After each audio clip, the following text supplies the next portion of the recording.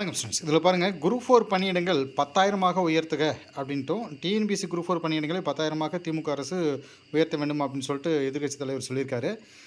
கூடவே இதில் இருக்கிற நியூஸ் வேறு என்னென்னா, பல அரசு பணியிடங்கள் காலியாக உள்ள நிலையில் வெறும் 3,935 பணியிடங்களுக்கு தேர்வு அறிவிப்பு அப்படிங்கிற நியூஸ் அவர் சொல்லியிருக்காரு.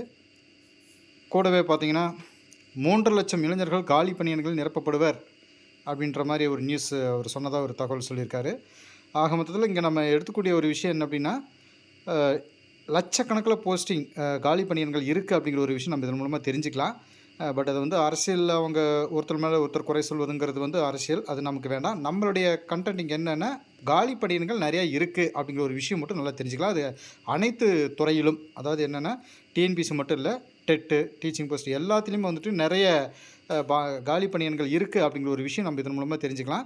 அதனால் கண்டிப்பாக ஒவ்வொன்றாக என்ன சொல்கிறது, ஒவ்வொரு டிபார்ட்மெண்ட்டாக நிரப்பிட்டு வந்துட்டுருக்காங்க. இதை பார்த்திங்கன்னா, நம்ம சத்துணவு அமைப்பாளர் வந்து ஒவ்வொன்றா நம்ம பார்த்துட்ருக்கோம்.